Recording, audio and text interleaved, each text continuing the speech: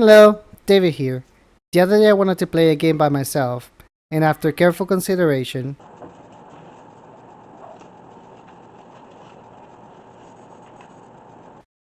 I decided to play the only Monster Hunter game I own, Monster Hunter World.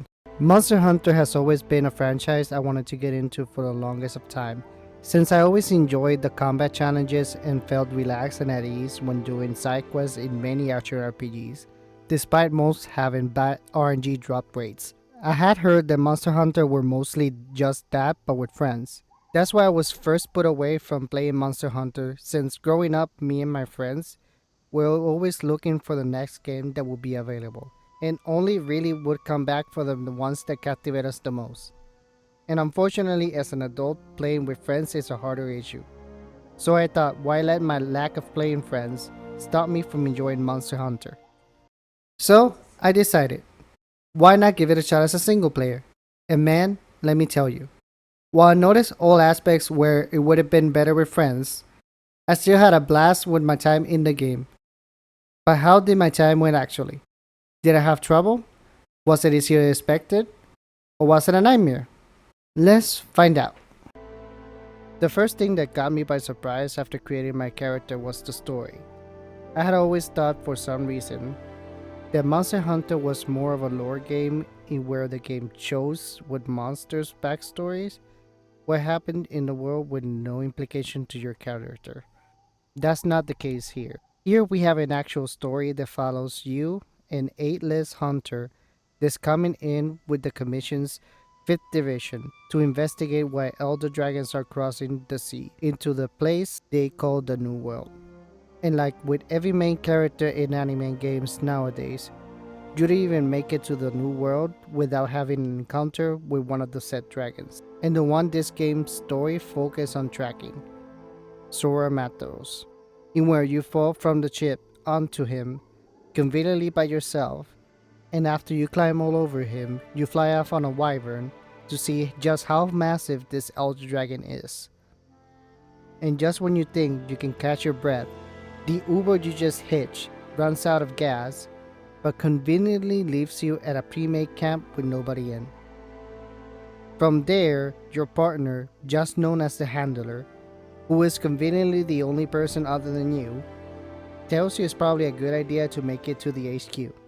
After following the handler's great map reading skills, you find yourself surrounded by Jagras, which are oversized lizards, and you have to run and avoid fighting since you are only armed with a short knife. Then, as if you already didn't have enough of being attacked without a proper weapon, your partner gets attacked by an even bigger lizard, a great Jagras. Luckily, she gets saved by a long sword wielding stranger, and with his help, you avoid fighting the great lizard and a hungry T-Rex to finally make it into HQ safely. Upon arriving to HQ called Astera, you are informed that you and your partner are the last of the 5th Division to make it there, and that the guy that rescued you is the grandson of the commander, who is the leader of the whole base and one of the first to arrive there to investigate why the Elder Dragons are crossing, also known as the Elder Crossing. After you get a tour of the place and you finally equip armor and weapons, you get assigned to get revenge on the Jagras for scaring the hell out of you. Once you accept this revenge tour of a quest, you have to track down 7 Jagras and slay them with the guidance of the commander's grandson. Though no NPC aside of Palicos, who are cat creatures, you find roaming actually help you in any of your quests, even if they are present story-wise. In these first few couple of quests, you are mostly hunting smaller monsters to keep Astera safe, as if Astera wasn't full of hunters already, so you can actually investigate the Elder Crossing. After the second small monster hunt, instead of returning to Astera, you get a cutscene in which you encounter the Great Jagras, and are given the option to go after him straight away or go back to Astera, then take a quest to hunt him. I, of course, full for an urge to revenge, take it out immediately and start tracking. After finally tracking it down, I hunted if it was going to be the hardest boss I've ever faced in any game, only to kick its butt with ease.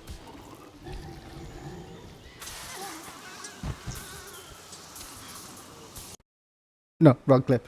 After getting the revenge sword done, We get treated to a cutscene in which you see the story pattern for a while, of finding the tracks of Sora Magdaros, but can't continue due to a monster being in the way, so you have to defeat him next. This time, however, they give you a tutorial of one last type of gameplay, expeditions. In expeditions, you don't have a time limit like you do on quests, and you have no objective either. However, since this is a tutorial, you have the objective of finding a new campsite, which are spawn points. Since I like to follow quests without sidetracking, I, of course, fight the first big monster I find, a big fire-breathing T-Rex. This creature called an Anjinet gave me the slip after 20 minutes of fighting, so I decided to just get to the campsite in where I found a chicken raptor called Kulujaku. After I was told to hunt it down, I was determined to at least finish one monster off in this expedition, so I enlisted the help of a great jaguaress nearby to help me. Unfortunately, it gave us the run, and since I was determined not to lose track of another monster, I decided it was a good idea to sharpen my weapon in front of the monster. Good thing beginner's luck exists, and he doesn't hit me while doing that. After defeating Kulujaku and completing the objective, I was filled with a false confidence, so I decided to take a ride on another Anjanath in hopes of defeating this one. But unfortunately, it wasn't meant to be, and this one escaped me as well.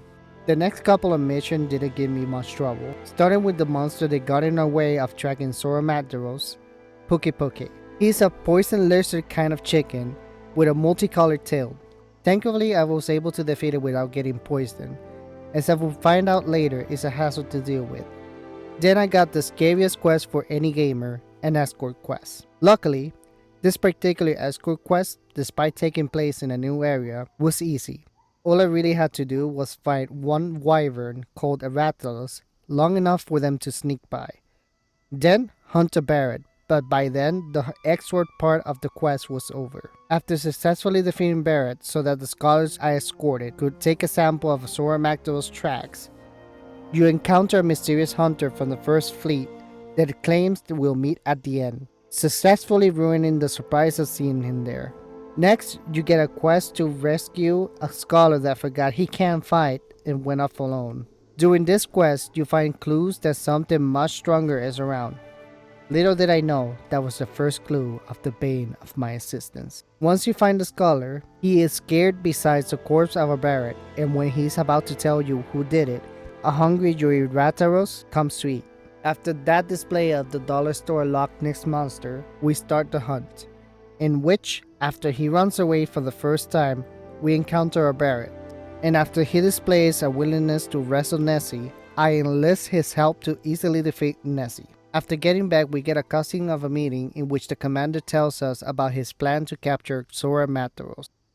But before that, we need to secure Astaroth, this time with reason, since most hunters are going to be out for the capture of Sora.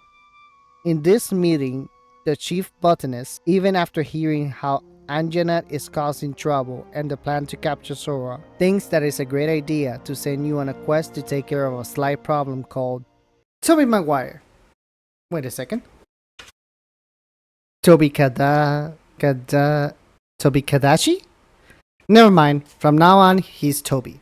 Toby is an electric lizard flying squirrel mix. Sounds like a really strong Pokemon, but unfortunately for Toby, he isn't either. After getting the chief botanist's selfish request out of the way, we finally get the opportunity to hunt the one that got away, Anjanath. Filled with determination to not let the fire-breathing T-Rex escape this time, I hunted it with all the skills I had so far. Sadly, I was still a noob, so I almost immediately got suckered into a paralyzing toad by Anya. Thankfully, I learned from it and got Anya paralyzed, and after a few short minutes, I have finally completed my revenge, in hope that for the rest of the game, I didn't need to go on any more revenge quests. After making Astaroth safe again, even though it hasn't been attacked so far, we get confirmation from the commander that it is time to capture Sora in all his fiery glory. At the start of the quest to capture Sora, I noticed that this wasn't like any of the previous hunts. Since Sora is so big, you actually use cannons and giant crossbows to hurt Sora. Your goal is to give him enough damage before he gets through the barrier. After he destroys the barrier, like it was a pillow fort, You actually call on your trusty barbarian Uber and get on Sora's huge back. Here you try to hit 4 glowing horns until a cutscene pops up where Sora gets halted. Then the bane of my existence makes his ugly appearance, Nergigante. Horn the Hedgehog does his best impression of Krillin and hides his actual power in this fight, until another cutscene shows he has better healing powers than Wolverine and he easily helps Sora escape. Then he flies off into the distance, having the last laugh in this fight. After Sora escapes, you go back to the base and find out that he created a path into a previously unreachable area where the Third Fleet is stranded.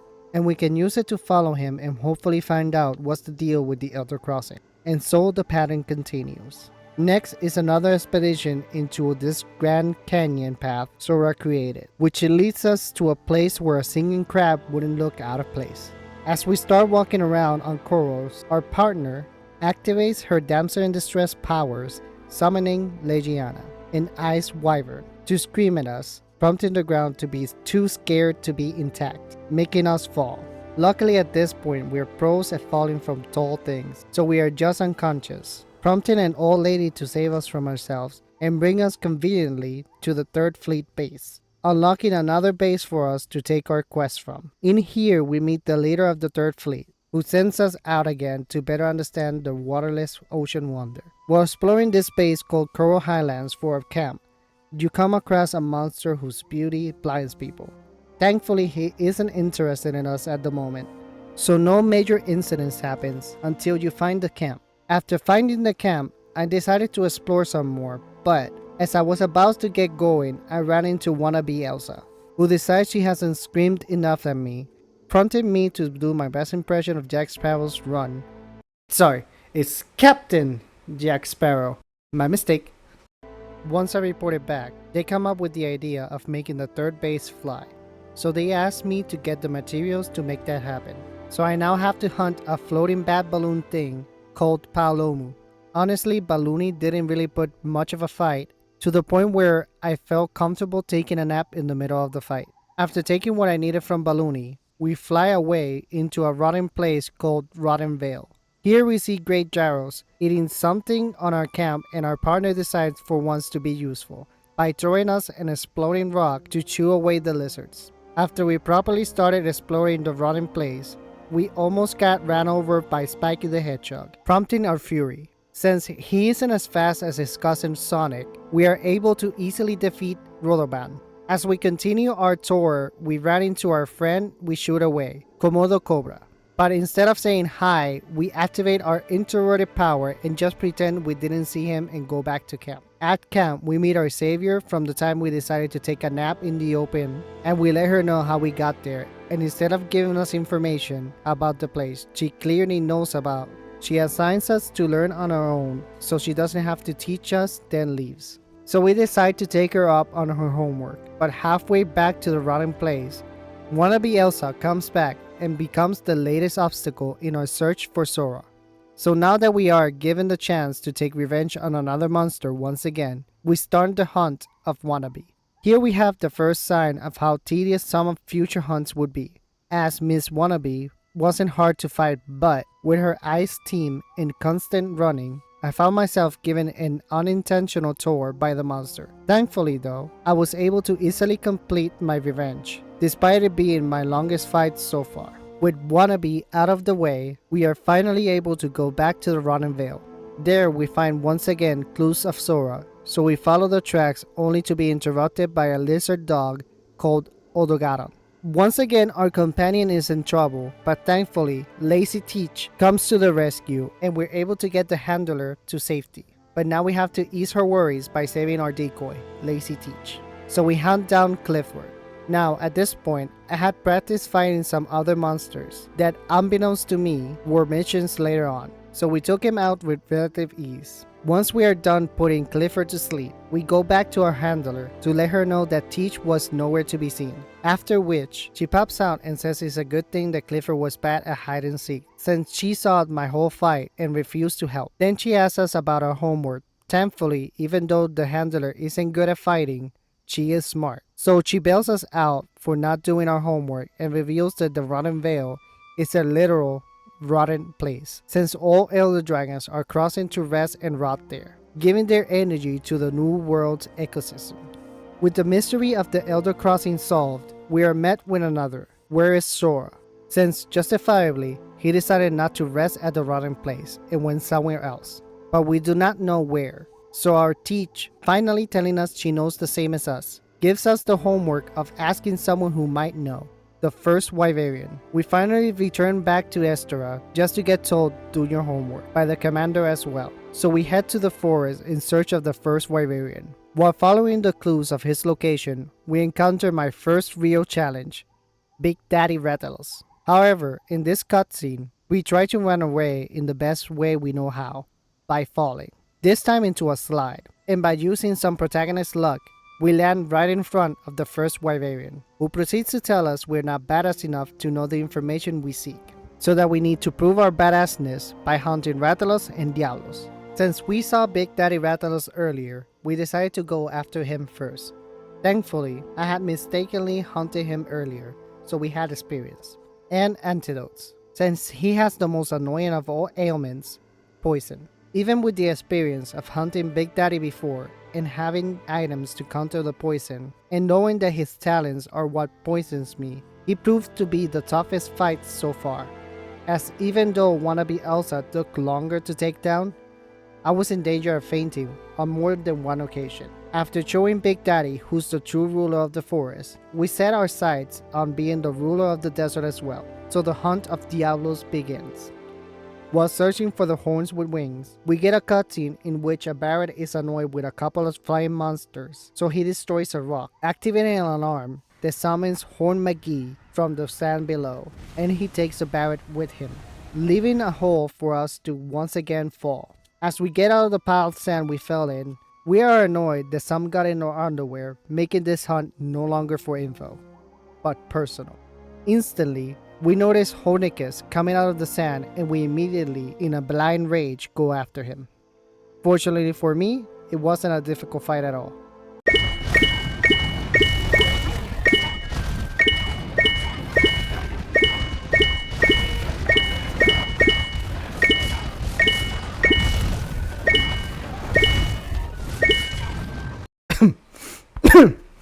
Moving on.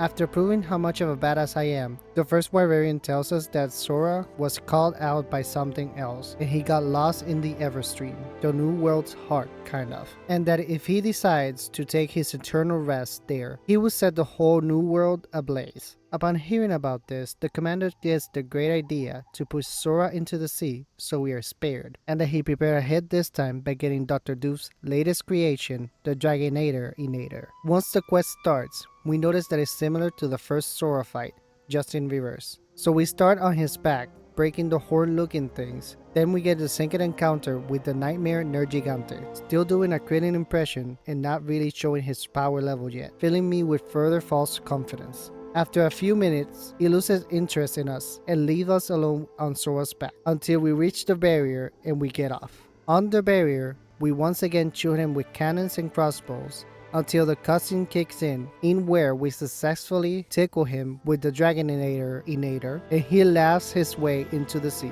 As we celebrate on the ship, there is a mysterious man who will soon be introduced. Never mind him for a moment, as apparently someone has been hurt by a forest monster in the desert, so our companion wants us to check it out. In the desert, we find a mysterious track that we thought belonged to a Ratian, but apparently something is odd about it. We ignore that for the moment, as we immediately see Poke Poke far from home, so we hunt it down for hurting another hunter we don't know. Once we get back, the commander holds a meeting to tell everybody to be careful cause monsters are all over the place, including the places they avoided before, as well as other older monsters that are stronger decided to join in the party. We are then told to look for the mysterious monster tracks on all hunting places, since it looks like this guy is on a tour of the new world. In the middle of us tracking the mysterious monster, the chief ecologist complimented us on making progress on our tracking. However, they cited an Anjanet in the desert, so we need to stop tracking and hunt Anya.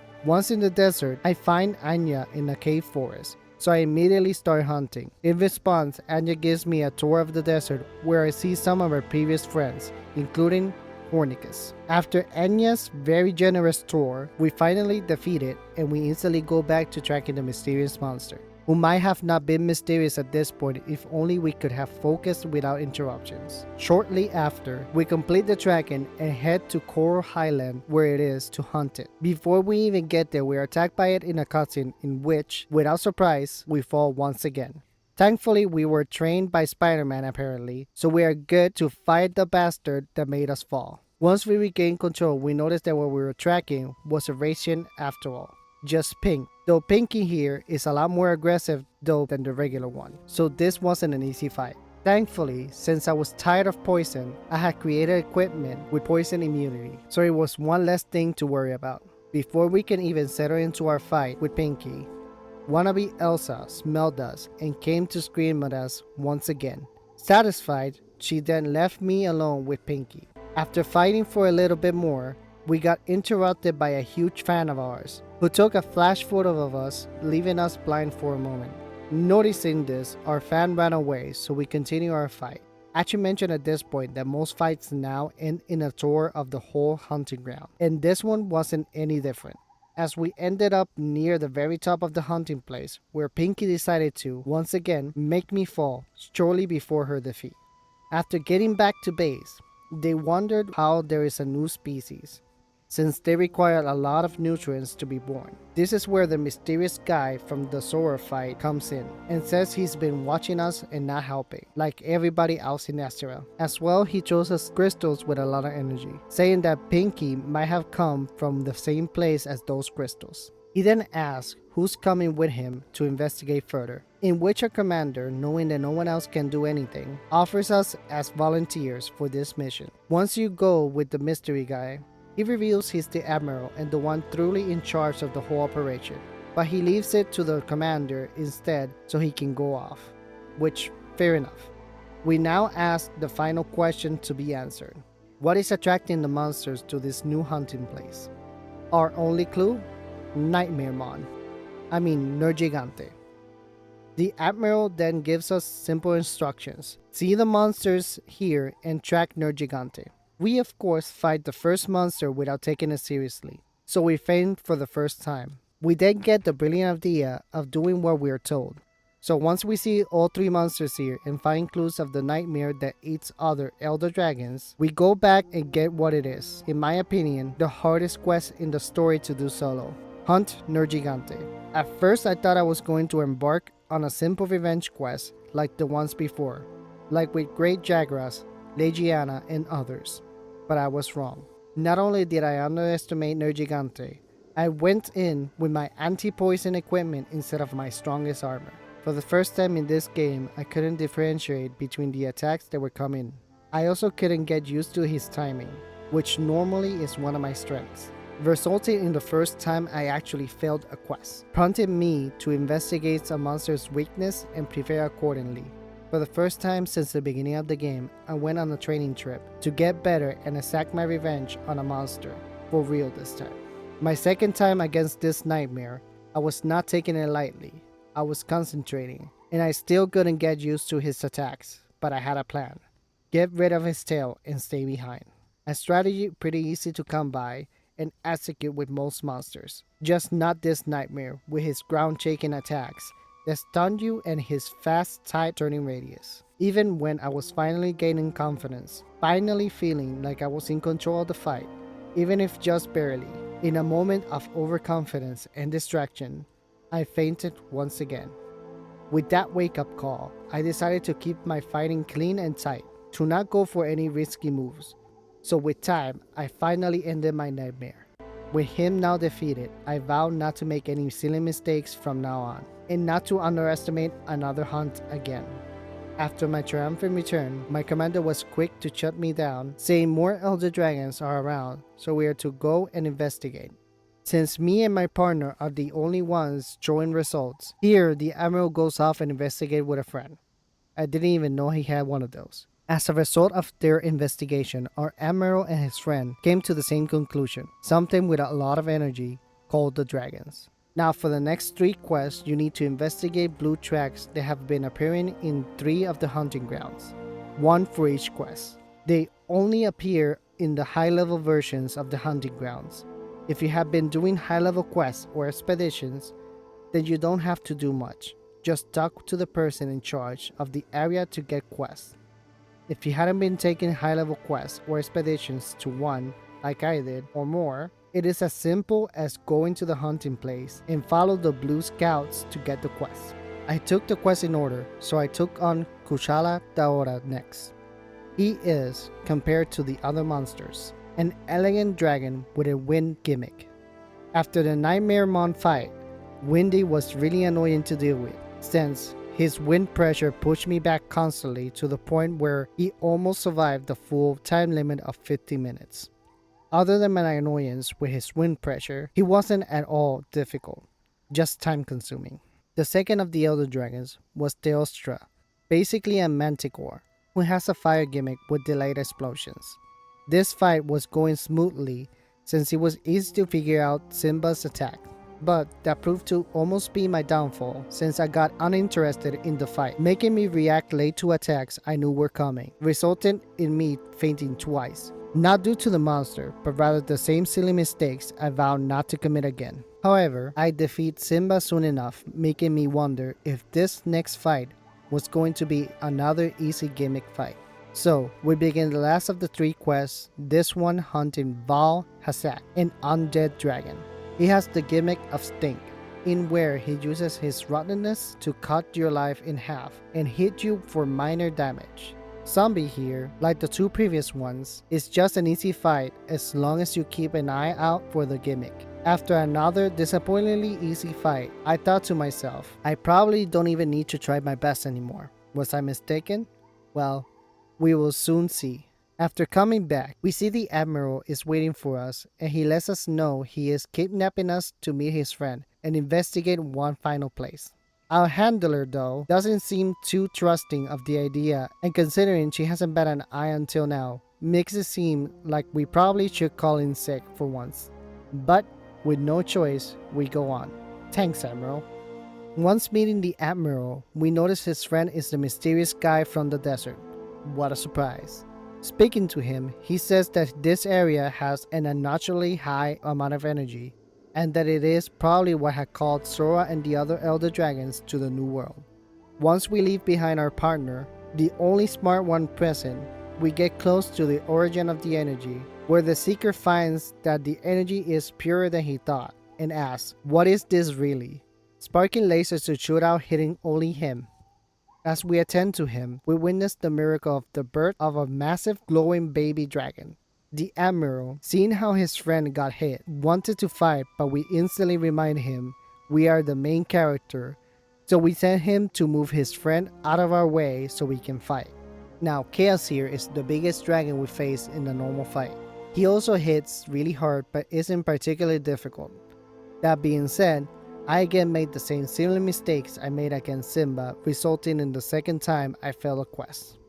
So for the last time, I had to take on a revenge quest, one that my partner didn't want me taking. The second time around, I was more patient, so I didn't fall for the obvious attack, making me able to easily defeat Chaos. After his defeat, we get treated to a cutscene in which we do what we do best and fall. This time, however, our MC Lux runs out, so we hit our head, making our partner promote herself from damsel in distress to savior. After waking up and being made fun of for falling all the time, we go to a party where it is confirmed that Chaos was the reason for the Elder Crossing in the first place. Then the commander gets a letter from the guild saying that our shift was over, but they were hoping we stayed and did overtime, and the most unrealistic thing in the game happens. Everybody is happy to stay overtime, and so the credit rolls. Here is where you will go to the post game, but after researching just a bit and considering I'm playing by myself, I thought it best to stop here instead of going for these hundreds of hours of post game. Well, that's it for the story, but I haven't really talked much about the gameplay, so I'll do that now. First, your movement is quite deliberate, same with dodging and attacking. So in this game, beating enemies relies on patience in knowing when to strike or evade. The more you fight against enemies and know what to expect, the easier it gets. Aside from combat and to gather items for weapons and armors, you also have to track the monsters, which is done by looking for footprints, scratches, mucus, etc. You also gather items for plants and other things. Normally, these are used for potions and ammunitions. Part of the gameplay is also the various quests and side quests you can obtain by speaking to characters, or by hunting monsters while on expeditions or other quests. Some quests have a special reward you get the first time you complete them, like for example, the ones from Chef Meowsclar, in which once completed, he'll add a new dish to the menu. Quests can have you do some item fetching, hunting, tracking monsters, or capturing monsters. Some can have multiple targets, others are only one and done. Most also have a time limit of 50 minutes, though there are some that are less. Then there's the previously mentioned expeditions. Expeditions don't have time limit and they have a rotation of big monsters, some of which you don't get a quest to hunt until you've successfully tracked and hunt them down on your own time. Also to note, while there is a few shops, you'll end up gathering for yourself the items instead of buying, especially on weapons and armor, since they only sell the basics. So this concludes my time with Monster Hunter World. But before I go, I want to leave some tips for my fellow newcomers still to play the game. First, buy some food from the canteen before any quests, since that could be the difference between success and failure, especially close to the end, since it was giving me the ability to take 2 extra hits. Also, be patient. Look out for the monster's attack patterns, and that'll make the fight a lot easier. In fight, don't rely on dodges. You can also run. Sometimes that's a better option since it'll leave you close to the monster. Don't be afraid to collect items not related to your quest. Even if you have a time limit, you have enough time to spare. And lastly, whenever the monster runs away, don't forget to sharpen your weapon so it doesn't become dull in the middle of the fight. That's all for me today. Hopefully you enjoyed the video. And please, stab the like button, he owes me money. And I'm out.